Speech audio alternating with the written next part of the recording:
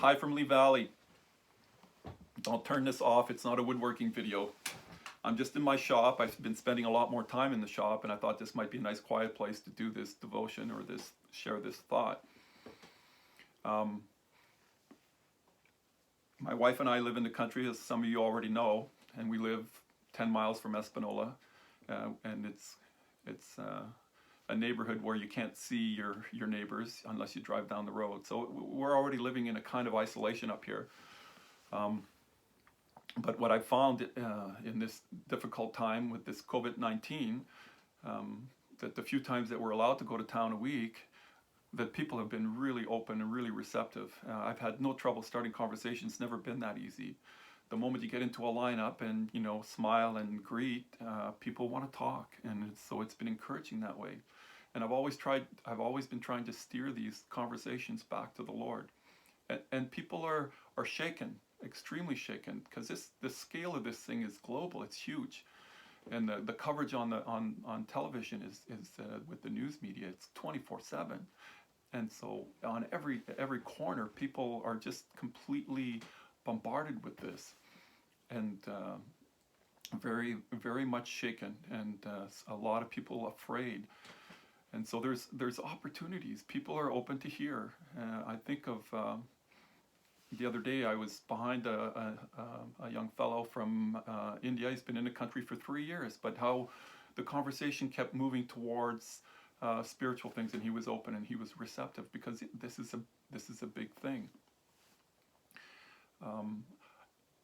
You know, I often think of a passage in the Gospel of John, and you know, when I think of the difficulties in trying to communicate the gospel, I think of this passage where the Lord on the Sabbath healed an invalid, and the individual had been an invalid for 38 years, I believe.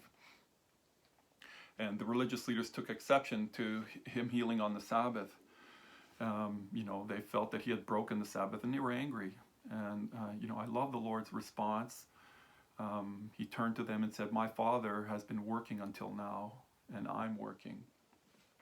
And the work that he was doing was a work of compassion, a work of bringing souls to God, of bringing lost individuals to a loving God. And he works tirelessly, and the Father works tirelessly in doing that. And I draw a comfort from that, because I realize that this is God's work. He's doing it, and it's not dependent on me. That being said, I have the privilege, and we're invited to participate in doing that work with him. And I think of no greater privilege than to do that. But the point is that it's God's work, and he's doing it, and he doesn't sleep or slumber. He's doing it all the time. And in a passage I'd like to read a few verses from, in chapter 12 of Hebrews, looking at verse 25. The writer says, "See that you do not refuse him who is speaking." Now he's talking about, he's making a comparison of a covenant that God had made with his people in Israel at Mount Sinai, and he's comparing it to the covenant, the new covenant. And so he's saying to people, "See that you do not refuse him who is speaking." So God is a communicator, and he's the best communicator there ever was. We can never fault him for his communication skills. The problem isn't with him, the problem is with us. But one of the things that he says is that you shouldn't refuse him. You shouldn't say no to the message. So really, the onus is on the individuals, and on whether or not they're accepting the message. "For if they did not escape when they refused him who warned them on earth, much less will we escape if we reject him who warns from heaven.